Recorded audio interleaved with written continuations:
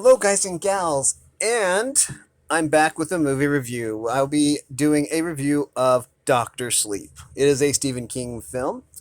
Really, really good. I hadn't actually. Well, okay, let's back up a little bit. This is basically a sequel to The Shining, and apparently there were. I'm not sure if there was a book after this one or not. The way the movie ended, I'm probably not. But anyways, I hadn't seen The Shining, and I still haven't. I don't know. There was a time in my life when I felt that Stephen King movies were like too scary or something. I don't think I actually have that belief now. But as a kid, I really wouldn't watch horror movies because they'd give me nightmares. I had nightmares just watching the first Terminator movie, where he took out his eye and stuff like that. I seriously couldn't eat tomato soup after, like, for years after seeing that scene. Um, Also, Ghost Ship. When I saw that one, I had nightmares. So, as a kid, I was just sensitive to horror and imagery like that.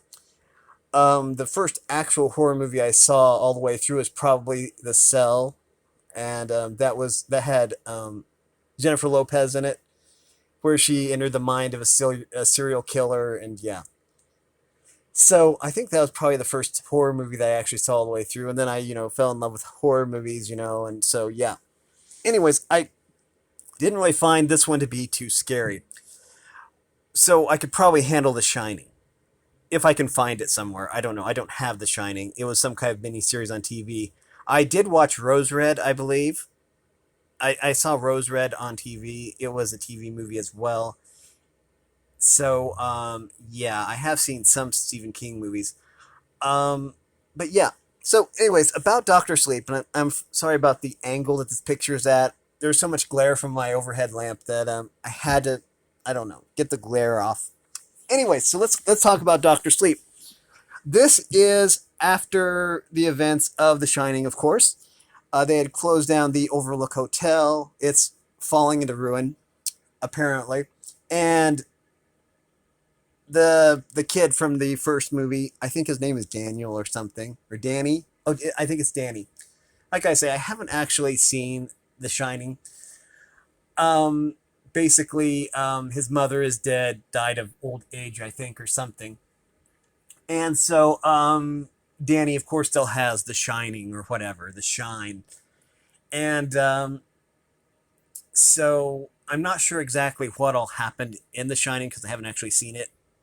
With me, I usually watch movies out of sequence all the time. So, yeah. Apparently, there is a girl named Abra. I still wonder. Well, I mean, this was a 2015 movie. No, wait, or later. I'm not sure. I think the book that this came from was like 2013. I'm surprised the Pokemon company hasn't sued Stephen King for the name Abra. But, anyways, because Abra is a Pokemon, and I don't know, they're kind of protective of their intellectual property, I suppose. But anyway, there is Abra, and she's like this magical girl, not to be confused with an anime magical girl, or manga. But she has a very powerful shining. Now there is a group of I'll call them vampires. I don't know. They feed on the shining or the shine, the power that gives people the shine, and it is a steam or a vapor. Anyways, and so there's a group of these vampires called the True Knot, I believe. Anyways, and they're trying to hunt down people that have the shining, usually kids. And so there are some rather graphic scenes here of them torturing a 10-year-old boy. I can only imagine that it's probably a lot worse in the book. But it purifies the steam if the shining comes out in pain when pain is caused. But anyway, it's just a constant struggle. And so yeah, it's really a fascinating movie. Like most Stephen King movies. I do remember that there was another movie that really gave me nightmares or something, and it was I'm not sure if it was Stephen King or not, but I think it was Cat's Eye or something like that. Something about I want to say it was like a troll or a gremlin or some little tiny guy that would terrorize people, and it was part of a two short story adaptation type thing. I'm pretty sure it was called Cat's Eye, but and I can't remember what the other one was, but it was like super scary, or I thought so at the time. Like I say, I was sensitive to horror movies as a kid. But anyways, I wouldn't mind seeing that one again. Um, there was also one by Guillermo del Toro, something about little people living in the vents that would torment people, and I'm like, okay, I'm never watching that one. That one is way too scary. Anyways, so I forget what that's called. Like Don't Scream or I don't remember. Anyways, let's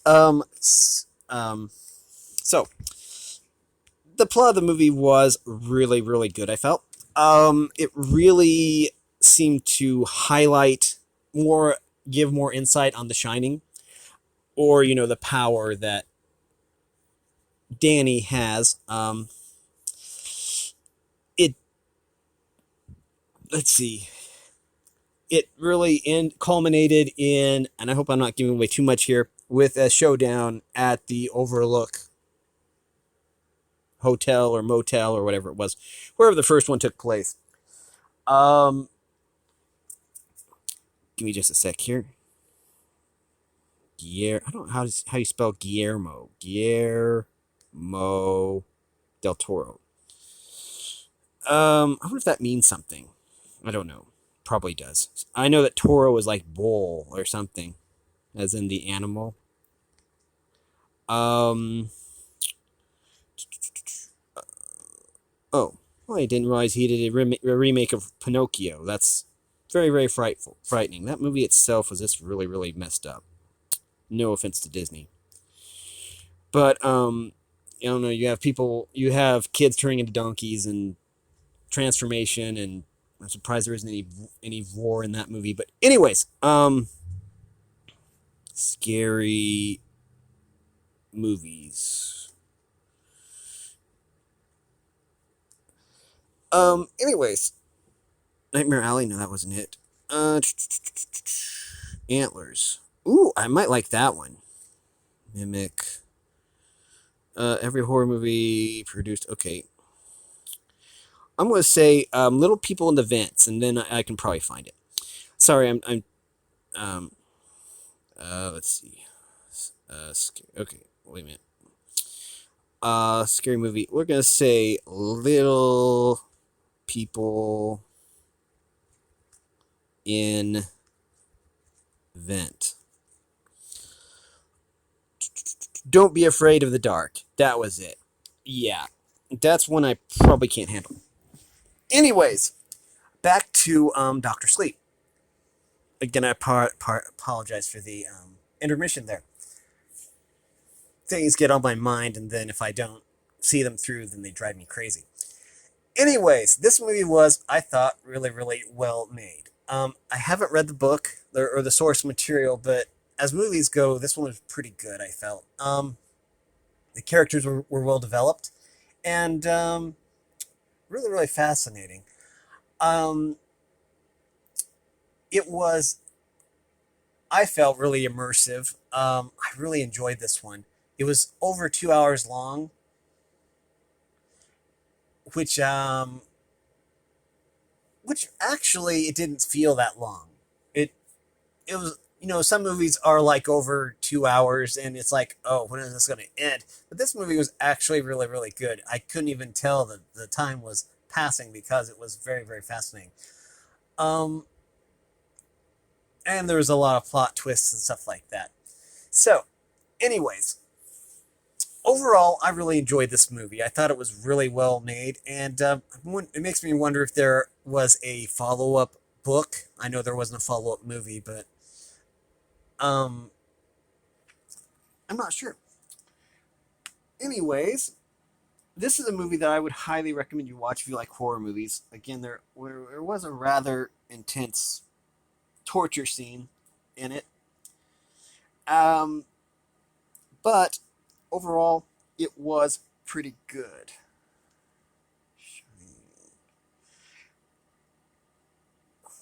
Okay, Shining, Stephen King. Is it V-E or P-H? Oh, I don't know. I don't even know how you spell the guy's name. We'll try P-H. Stephen King. Okay. Anyways, I'm going to end the video here. I'm way too distracted. Anyways, I really enjoyed this movie. There were some rather intense scenes. Um, there was some nudity. Um, None of it I felt was very explicit, but and all of it was basically poignant to the plot of the movie. So, yeah. But anyways, I'm going to leave this video here. This is a movie I would highly recommend you watch if you like Stephen King, horror movies, and movies in general. And provided you are old enough to watch R-rated movies, because this was definitely an R-rated movie. Um, anyways, if you like this content, make sure you like and subscribe, ring the bell so you know when I upload. Also, if you want to support me in any way, if you want to join the Discord server, all that information will be in the description below. And as always, thanks for watching, everyone. You are loved, and have a great day.